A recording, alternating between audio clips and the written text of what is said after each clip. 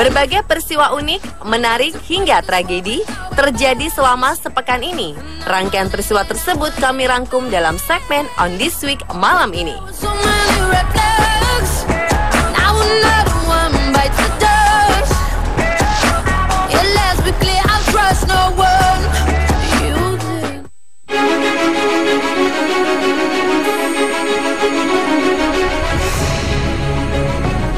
Penumpang maskapai Belanda Koninklijke Luchtvaartmaatschappij atau yang dikenal pula sebagai Royal Dutch Airlines, James Gray, dilarang terbang lagi dengan maskapai tersebut usai mencoba membuka pintu pesawat pada ketinggian 30.000 di atas permukaan laut. Saat itu Gray tengah berada dalam penerbangan dari Edinburgh, Skotlandia menuju Amsterdam, Belanda. Ia berniat menggunakan toilet, tetapi ia salah membuka pintu. Ia justru hendak membuka pintu pesawat. Menurutnya, ia hanya mencoba menyentuh gagang pintu karena menyangka itu pintu toilet. Grace setelah mendarat di Bandara Schiphol, Amsterdam, Grace segera diamankan dan ditahan selama 1 malam. Grace dibebaskan setelah membayar denda 600 euro atau 10 juta rupiah. Ia dilarang terbang bersama KLM untuk 5 tahun ke depan. Ia mengatakan kalau ia tak sengaja membuka pintu pesawat. Grace bukanlah satu-satunya penumpang yang mendapat masalah dalam penerbangan. Awal September lalu, pesawat Thomas Cook yang berisi 213 orang terpaksa mendarat di Bandara Sofia, Bulgaria akibat ulah seorang perempuan mabuk yang diduga menendang, memukul, dan menjedotkan jendela dan pintu pesawat dalam penerbangan dari Newcastle ke Turki.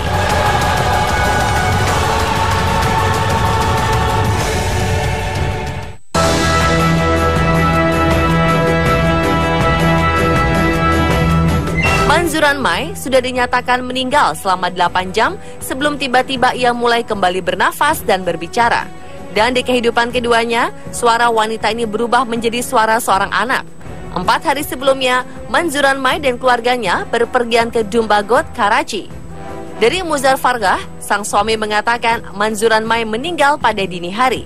Setelah 8 jam, ia dibawa ke kamar jenazah di Sohrabgot untuk ritual gusal atau pemandian jasad. Saat persiapan untuk gusal, Manzuran Mai tiba-tiba hidup kembali dan mulai berbicara dengan suara seorang anak kecil. Beberapa orang tampaknya yakin bahwa Manzuran Mai tidak pernah meninggal. Dia kehilangan napasnya karena tidak ada dokter yang mengkonfirmasi kematiannya. Tapi kemudian muncul anggapan bahwa ia dirasuki oleh jiwa seorang anak.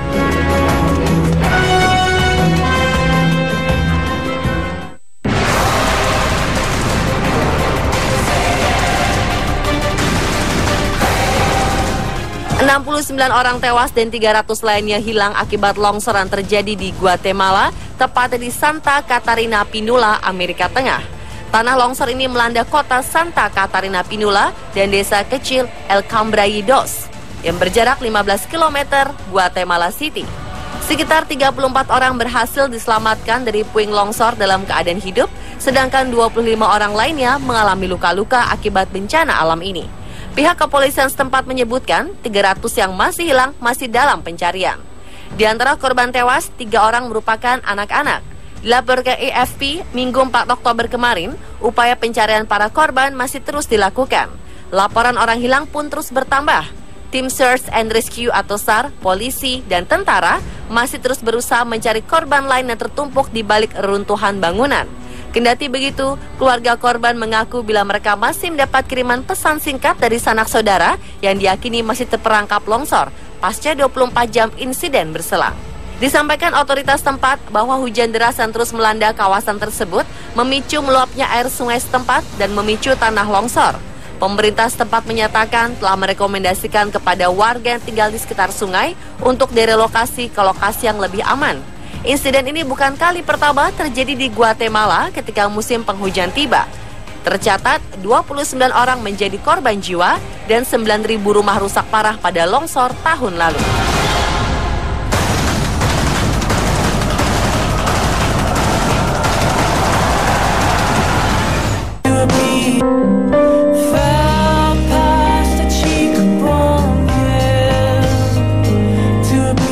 Ini bukanlah taman laut, tetapi perkebunan sayur dan buah yang berada di dasar perairan. Kebun unik ini bernama Nemo's Garden. Nemo's Garden di Italia ini merupakan kebun bawah air pertama di dunia. Nemo's Garden dirancang dengan metode pertanian inovatif. terdiri dari 5 biosfer yang ditempatkan di Laut Savona. Biosfer ini mengapung pada kedalaman 6 hingga 11 meter dan dipantau oleh Ocean Reef Group dengan webcam. Sebuah panel sensor merekam dan mengirimkan data perkembangan tanaman dalam biosfer secara berkala. Seluruh data dipublikasikan di internet dan bisa diakses oleh siapa saja. Biosfer ini dimanfaatkan untuk menanam stroberi, basil, kacang-kacangan, bawang putih, dan selada. Untuk pengairan, ada saluran khusus yang menampung air di bagian atas biosfer. Saluran ini akan mengalirkan air ke tumbuhan dalam biosfer secara berkala. Tujuan utama proyek ini adalah menciptakan sumber alternatif untuk produksi tanaman di area dengan kondisi lingkungan yang tidak memungkinkan untuk menumbuhkan tanaman lewat pertanian konvensional. Mungkin suatu saat bisa dicoba di sini ya pemirsa.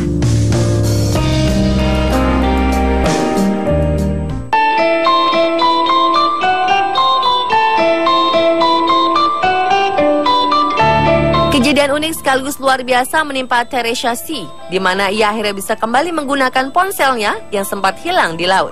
Ajaib, karena ponsel tersebut dikembalikan oleh seekor lumba-lumba. Insiden ini bermula ketika C hendak mengambil gambar dengan lumba-lumba di Pulau Blue Lagoon, Miami, negara bagian Amerika Serikat. Ia meminta temannya untuk memegang telepon genggamnya. Keasyikan mengambil foto, ponsel yang dipegang temannya tak sengaja jatuh ke laut. Si pun hanya bisa pasrah dan mengira ponselnya tak lagi kembali. Namun tanpa disangka, mamalia laut yang sangat cerdas ini mengambil ponselnya dan mengembalikan pada teman Si. Si kemudian mengunggah fotonya bersama si lumba-lumba ke akun jejaring sosial Instagram miliknya. Dan seorang temannya sempat mengabadikan momen luar biasa ini saat si lumba-lumba mengembalikan ponsel milik Si. Video ini sudah dilihat lebih dari 2,2 juta orang dan dibagikan lebih dari 21.000 kali di media sosial Facebook.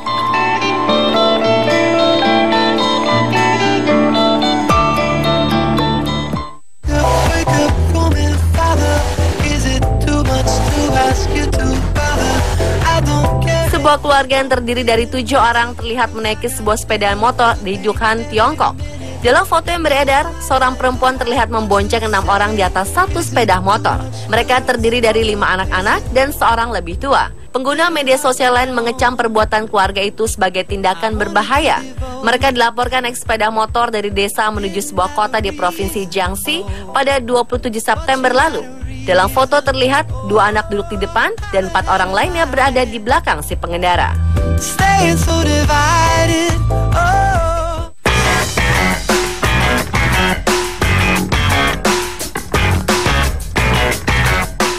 Para pembawa coklat di Venezuela berkumpul di Caracas dalam upaya memecahkan rekor pembuatan koin coklat terbesar di dunia guna merayakan gelaran pameran coklat 2015. Adalah Yayasan Swadaya Nuestra Tierra yang membantu koordinasi pembuatan koin coklat dengan diameter 240 meter dan bobot 677 kg. Koin coklat ini mengalahkan rekor sebelumnya yang berbobot 658 kg. Sekitar 80 pembuat coklat membutuhkan 10 jam untuk membuat koin coklat raksasa ini. Tidak cukup hanya memecahkan rekor, mereka juga ingin membuat koin coklat seberat 1 ton. Koin coklat raksasa ini menjadi pembuka di pameran coklat internasional di Caracas pada tanggal 4 Oktober. Oh no, I don't need you.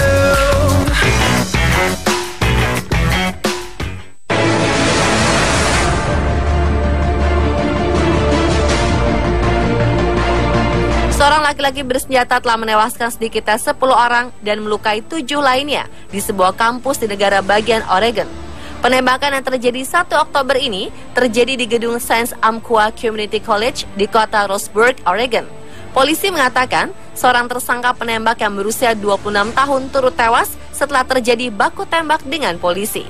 Sumber menyebutkan nama tersangka pelaku penembakan adalah Chris Harper Mercer. Seluruh kawasan ini kemudian dikarantina dan orang-orang dianjurkan untuk menjauhi kampus tersebut yang terletak sekitar 250 km dari ibu kota Oregon, Portland. Polisi negara bagian dari polisi kota serta detektif sedang menyelidiki kasus ini, tetapi mereka belum menyebutkan motif di balik serangan itu. Pemirsa, telah rangkaian peristiwa yang terjadi selama sepekan yang kami rangkum untuk Anda.